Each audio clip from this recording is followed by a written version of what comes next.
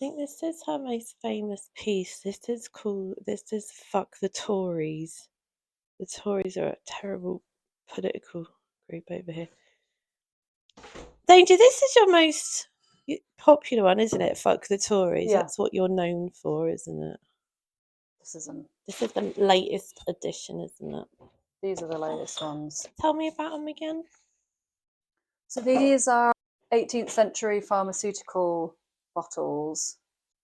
And I wanted to make a series of work which is kind of exploring what the NHS actually needs to survive and thrive. So I actually saw these pharmaceutical bottles at a pharmacy in Yate down the road. And I said to the pharmacy assistant, I was like, what are those? She said, oh, they're like really like vintage old things that you used to see in pharmacy bottles. So I went down this massive deep dark kind of dive on Google and found kind of the shapes. And it was kind of interesting because they're all on these like little stands, which so this was kind of made thrown in one piece. And then I added the base and then made the lid separately and then made these are called finials. Although someone said to me, why have you made a load of butt plugs? I was just thinking that one. I was like, well, looks just like a butt plug, Danger.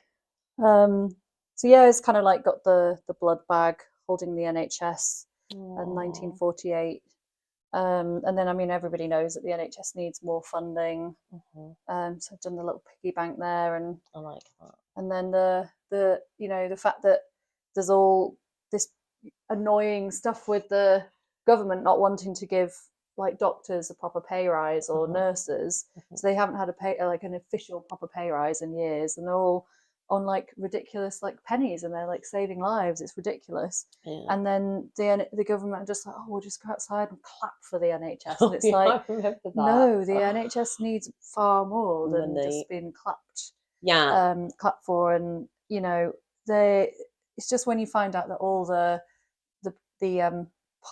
politicians have all got they either own a pharmaceutical business or they've got their hands in these private businesses that now the NHS is kind of putting, they you know, the NHS contracts are all going out from hospitals to these private companies. So yeah, all our like hard-earned tax money is just getting siphoned off as profit to the rich people. Who don't even and then need it. I mean, you'll know, obviously Lizzie and I were just talking about the fact that there's not enough staff. And so even in the like 8 years that I've been working there, like the numbers at my clinics just doubled. And there's not enough staff.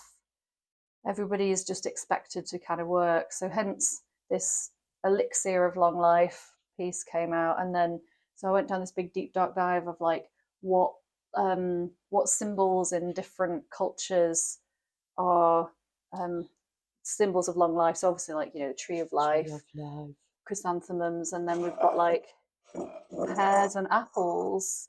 Mistletoe is one from like UK and Germanic countries, because they obviously it's where the mistletoe actually can live in the winter and stuff, and the bamboo kind of like strength and all that kind of stuff. So that was kind of nice, going down a big Google rabbit hole. And then obviously NHS needs more equipment, just needs bloody money. What's this spiky boy over here?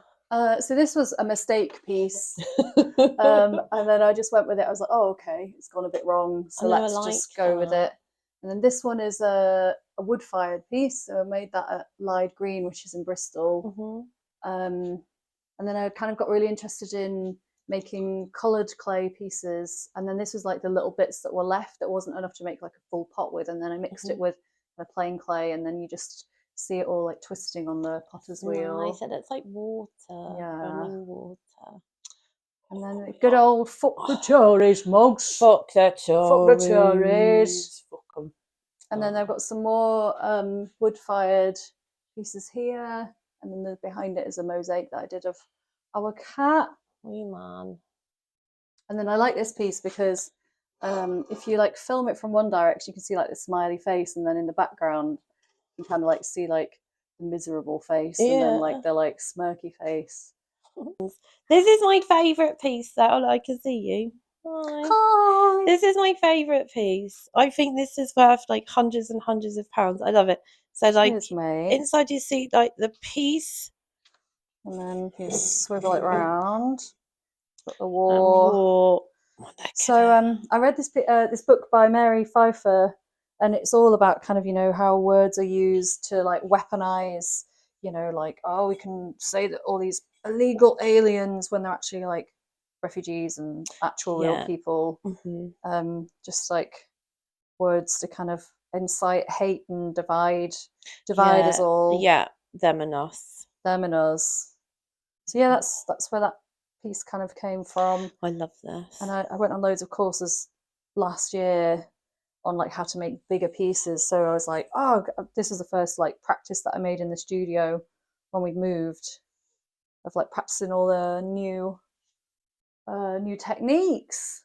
I think it's stunning, and I think it should be in an art gallery somewhere. Well, that's it. It's like I've kind of been looking at recently. It's like, well, this is like a gallery piece or a museum piece, and nobody's got money for out at the moment. Well, let alone.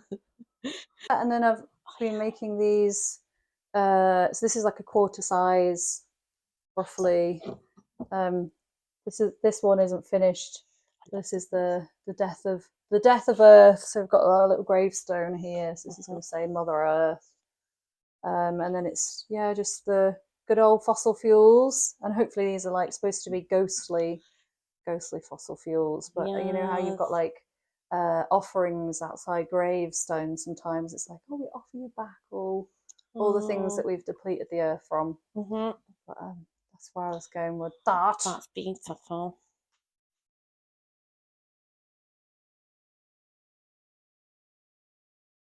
You made these.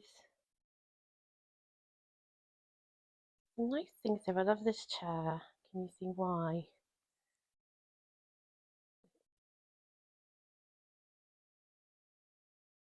Shadow.